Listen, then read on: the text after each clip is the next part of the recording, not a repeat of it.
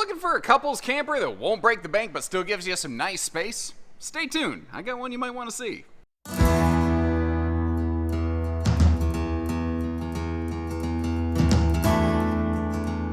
Hello and welcome everybody. Josh RV Nerd with Bish's RV here with our 26 RLS Go Play series exclusive to us here at Bish's RV. And this model comes in like basically right on the nose at 30 feet. I think it's 30 foot 1 inch, but 30 foot long. It's got about a 7,000 pound maximum GVW and about 1,500 pounds of cargo weight, which means a 6,000-ish pound empty weight. Now, depending on where you live, that can be a very fair recipe for half-ton towing with late model tow package pickups. Now, if you're going to go through windy zones or major elevation changes, you probably want to step the truck up a little bit. But, you know, that's kind of the thing with towing. It really sort of depends on where you're going to go as much as what you're towing. This thing is, it provides some really nice space overall. I really like some of the areas in the execution here. Like on the back, we've got a new cloth touch trifold sleeper sofa hide-a-bed. Over in the slide, you also have a big U-dinette. So this is, you can call it a couples model, but it can easily sleep 4 adults because you could have separate sleeping in the dinette and the rear sofa, or you could have like the grandkids over for a weekend and have a bunch of different places for them to sleep before you even got to throw air beds on the floor, which is kind of cool. The power awning on this one also is something I like because it clearly covers both entry doors, which is awesome if you're stuck at your campsite on a little bit of a rainy day that you didn't plan for or something like that, you know, because we have to book camping trips further and further out than we ever used to. We don't get the chance to sit there and go, the weather looks nice this weekend, maybe I'll go camping this weekend. Like, we just gotta book it and cook it. Like, there's no other way around it. So having nice awning space like that is, I think, more important now than ever. The underbelly's also enclosed and heated, which is kind of nice. And this year we are standardizing these with 200 watts of solar up on the roof and a 30 amp controller, which means you could expand on that a little bit. Plus, it has a plug for a portable panel if you want to expand on that a little further. But I think my favorite part of this, strangely, is the huge bathroom countertop space that you have in the middle of this camper. And I gotta give you a quick note on this one. If you're looking at it, you're gonna notice the top of the refrigerator is pushed back compared to the bottom. And you might be like, what's the deal with that? Well, we're here at a show display. And yesterday it opened. And yesterday, somebody thought maybe the slide wasn't all the way out. And this fellow that I was talking to decided the best way to try to solve that would be to shoulder check the fridge. And naturally, he smashed up some of the bracketry or whatever you want to call it that kind of holds that sucker in place. So that's something we get to fix. I always love it when somebody breaks something like, oh, sorry, you're going to have to pay to fix that. Oh, you mean you don't want to do that? You thought the way to fix the slide was to shoulder check it from the inside? That's like I Love Lucy pulling on a door with her own foot on it. It makes about as much sense as trying to slam a revolving door. And is it me? Or did the decorating team go a little bit nuts on these pillows? It's like that commercial where the people are turning into their parents. When you have too many pillows, you have nowhere to sit. Look at that. And I get that sounds sus. I do. If I hadn't seen it with my own eyes, I would probably be like, sure, that's what happened. So I guess you can form whatever opinions you want. I was there, that's what I saw happen. Moving on from there, that is a 12-volt compressor fridge. It is one of those fridges where the doors, I call it AC/DC fridge door. It opens both ways. And I guess if you want to reach around the corner and grab a quick shower beer, you could do that. Now, of course, we do have central air because we have, a private walk-through middle bath. And obviously a private front bedroom beyond that. So you want to make sure some cool air gets up there, but these are all 30 amp service. There's no 50 amp allowance, second airs, anything like that. I also want to point out, this is what I refer to as a true U-dinette.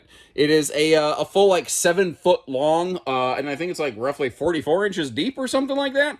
I don't know the exact hard specs, but I know it's right in that neighborhood. And it opens up into a lot of space. Now, I haven't gotten my nerdy little way yet. We haven't changed out the pedestal post knee knocker legs for some free-floating stuff.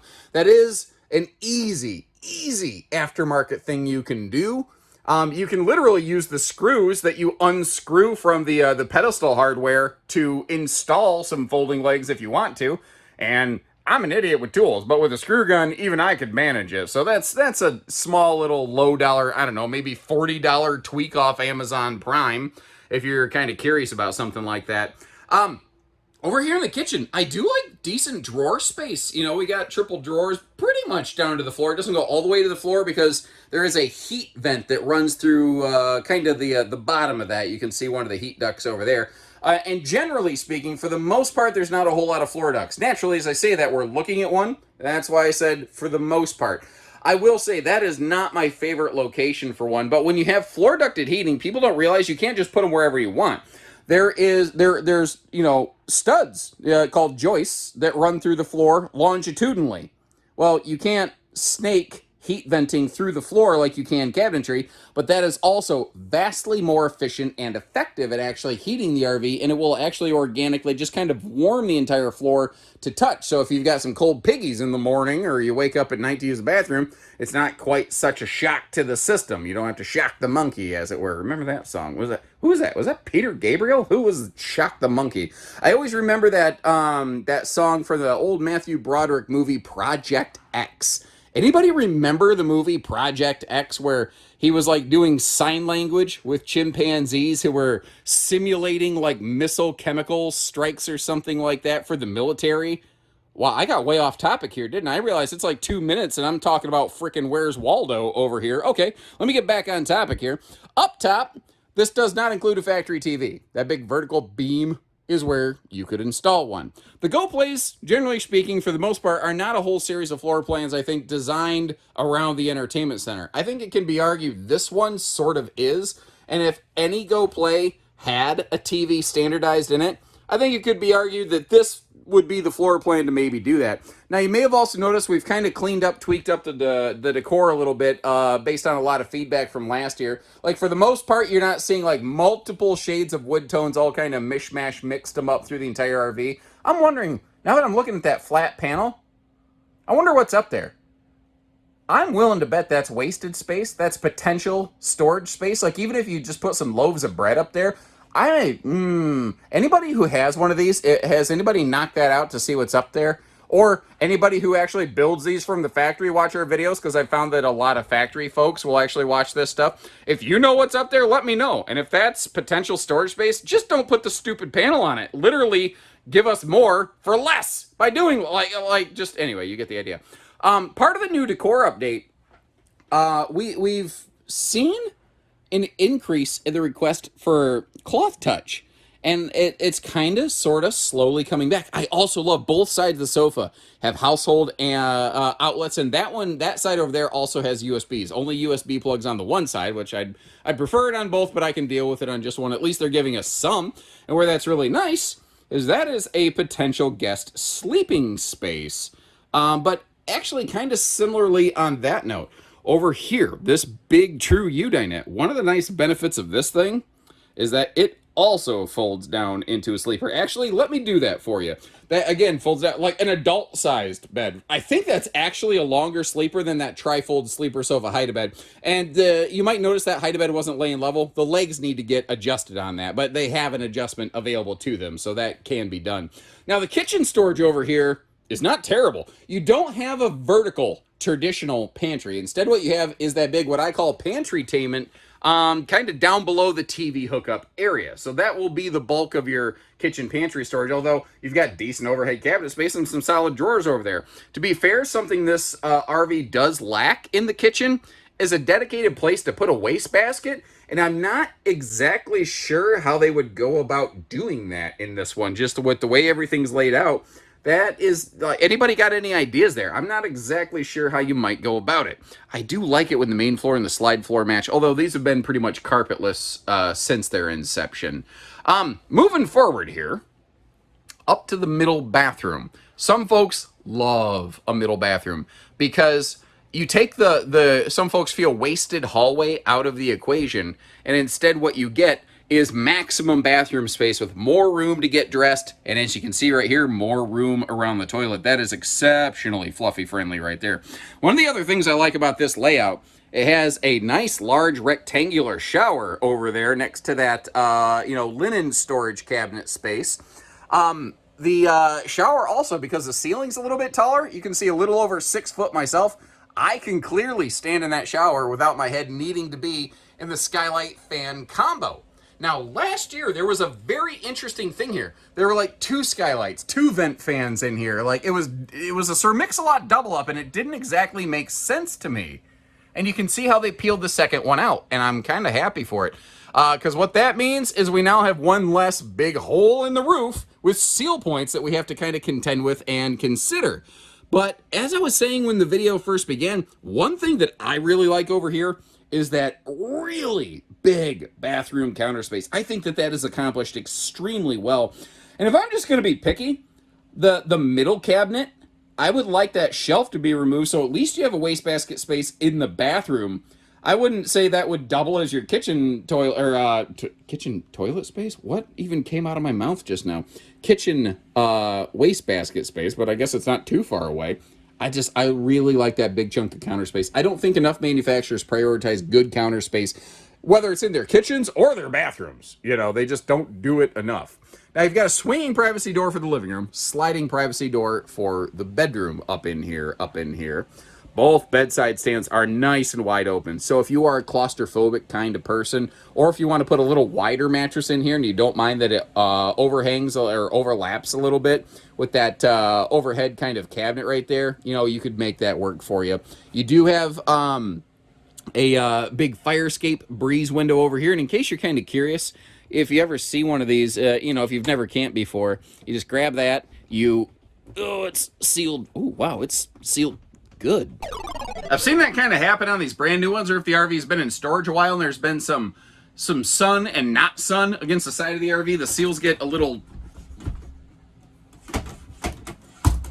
Now it opens like nothing. That's like, you know, when someone can't get the pickle jar open and they hand it to you and you're like, ha ha, and you pop it right open like it's nothing. Stupid thing. You're stupid. Anyway, moving on. I do like how we got the windows all fully framed out here, though. Up in the bedroom, again, it is just kind of the one consolidated look. It's not a bunch of, you know, mixed up wood tones.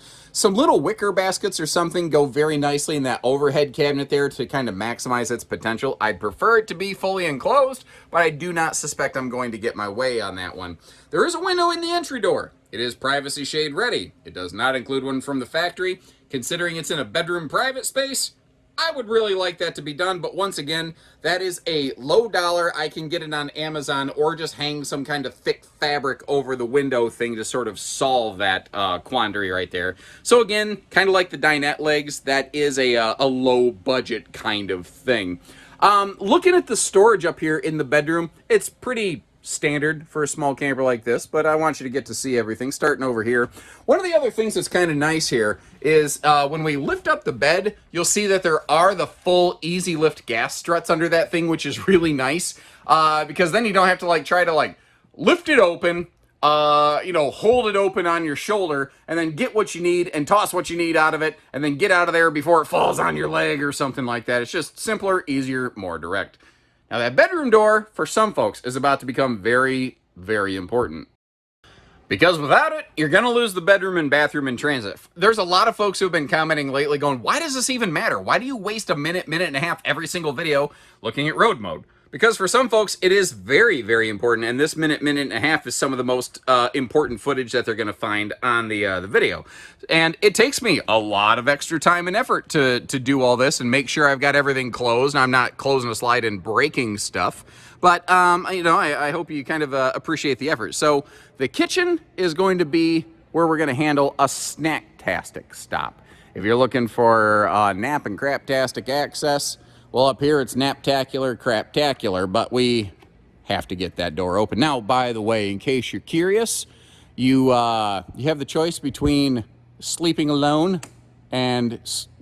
No, don't say sleeping with the neighbors. Not sleeping alone. Let's go with that. I've really got to work on that phraseology. I've screwed that up more than once. Anyway, up here, this will get you to your bedroom, to your bathroom, or if the RV's in storage, it actually allows you to more easily navigate through the RV to be able to, like, you know, pack up clothes and things. So you can, you know, kind of use the two doors in different ways depending on what you need. Now take another look at our weights and measures here. Take note of the tank capacities if you're more of a boondock kind of enthusiast. If you're more of a park camper like me, those frankly don't matter a whole lot. Like, I like to camp with full hookups, so like I don't care if an RV has a smaller black tank and gray tank. I don't mind walking outside one extra time during my trip to empty the tanks. For some folks, that's just, you absolutely hate that, or you don't have on-site sewer or something. That might be a thing. So keep an eye on that. Like, those are factors to look at and consider that not a lot of people talk about in the videos. I don't talk about them enough. I'll be fair with that. The power awning on this, again, I love the coverage of it. Covers both entry doors, and with nothing in the middle of the RV between those, you've just got maximum like picnic patio space, although I want to give you a cautionary thing here. This bothers me less on a couples camper than it would a bunkhouse, and there's no way to really avoid it on this floor plan without doing some tough things. Your water heater, hot point exhaust, and your furnace, hot point exhaust, are over here right under the patio area. That's not necessarily ideal. The furnace doesn't bother me as much because I don't tend to be outside as much when the furnace is running, but the water heater, you're probably going to have that gas electric water heater going and exhausting, you know, more than likely. Now, if you're at a park and running it on electric mode, because it is gas and electric, that's less of an issue, but it's still worth considering. So working our way up front here, power tongue jack. And the thing to remember on these Go Plays, everything that you see is standard. We don't do options on these because that's actually a major cost control feature. And someone might say, well, what if I just don't want to apply an option to it? Simply having the option available in the lineup will increase the base price of an RV. That ramp that I was walking over, it was taller than I expected when I stepped off, so pardon the camera jostle. I gave you a real good look at the 30-pound propane tanks right there, longer than I necessarily intended to, but I got distracted by almost rolling my ankle, so there's that. RV nerding is a contact sport sometimes. 30-pound tanks. Do we need them? Would 20s be better? I asked that last year. No change happened. I'm of the camp. I think 20 pounds would be fine myself. This is also an interesting thing that we've done on these. We did some digging, and we found that we can save weight and cost while still giving you the same effective look and function and same insulation and everything by going with a fiberglass nose sweep instead of an aluminum nose sweep. It just peels out a chunk of weight and cost, and I think it still shines up and looks pretty nice. And I bet, until I walked right up close to it and mentioned it, I bet you never even realized the difference, you know? Sometimes when I'll mention something and point something out, people start to get weird or spooked by it. But when you realize, like, it doesn't really hurt the RV in any way. It just works. It just works just fine. Now, getting down here, we do have ourselves a single sewer outlet because the bathroom and the kitchen are located all in front of the axle, so they're able to plumb everything together, which is really, really handy on this one. And again, you can see that underbelly enclosure right there really kind of helping. The roof of these, last I knew, was also a PVC membrane. Sometimes manufacturers, even those fulfilling these RVs for us, they will change certain supplier things, and we're not always in the loop on that. So if that's not the case currently, I do apologize. Basic water docking center, but that's also a hot-cold outside utility shower and where your cable TV hookups are. That little blue lever right there, what's kind of cool about that is you can flick that lever, and you don't have to like change where your water hookup is going. Like, you don't have to change the freshwater fill versus the city water tank. You just hook it up, and then that lever will redirect things as it needs to. And the hot cold outside utility shower includes the little coily blue hose over here with the garden sprayer head. And I really appreciate the fact that we do have big baggage doors on both sides of this thing. Because again, that's one of those things, if you've never owned an RV, you don't think about it. Because when a lot of people are shopping for RVs, this is where the outside shopping stops. They look at the front of it, they look at the campsite of it, and then they go inside. A lot of people, especially first timers, because when you're first timing, you don't know what you don't know. Like, I've been doing this 15 years. I didn't know anything when I started, you know. I came from my family's business, but I didn't grow up in the family camper business, basically. It's something that I joined, in 2009, over 20 years after my family's place had been started, mostly because I was a son of the boss through marriage. I was an SOB with a PhD, son of the boss whose parent had a dealership, and a lot of people think that means I married his daughter. That is not the case. He married my mom. Right above our poster right there, you might notice how it does have a stovetop exhaust vent hood, and I want to be extremely clear about this.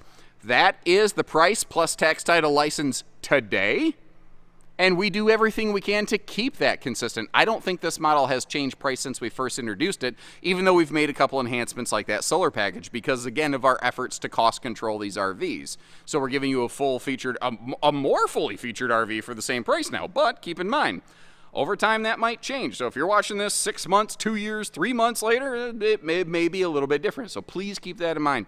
The reason I rarely get into pricing in my videos is a lot of people watching these videos have no concept of the recency of a video. They have no concept that a video wasn't just posted, so they think everything was just made just for them right now. And it's not an Amazon listing, you know, it's a video library over many, many years. But when people see an old video, even though they made the mistake in making the assumption, it sets their expectations. And then when they come to the store, if they find out 3 years later a price tag changed, they accuse us of bait and switch tactics, and they leave us a nasty gram 1-star review. And I can't have that, you know? I'm not going to tell you we're perfect, but we do try. And more often than not, we do good business. And it's never for a lack of trying, I'd like to think. And there's just certain things that we haven't earned. I don't feel like taking black eyes on them. And I'm sorry if you're one click away from the pricing in the description, but that's the reasoning behind why, in case you were curious. So thanks again for tuning in. I hope you appreciate how we share the good, the bad, the ugly with everything in between on these, like the Camp Queen bed. I know that's going to be a deal breaker for some folks. The whole TV thing, you know, those are the two jankiest things, in my opinion, on this floor plan. Those are the two areas I'd personally like to see some attention paid to. I said that last year. I didn't quite get my way yet, that's kind of the trick with these Go Plays. We can make revisions and changes to these. They're fulfilled through a manufacturer, but the thing is, sometimes some revisions and changes have a surprising cost associated with them, and our goal with these is to try to bring you a fully featured trailer with pre-pandemic pricing without making sacrifices. And sometimes that means that there's certain things that we just haven't done yet to try to accomplish that goal. Who knows, maybe in time. But that's where your feedback comes in. Leave us some notes, let us know what you would like to see changed on these. And until next time, take care, stay safe, have fun, and happy camping, everyone.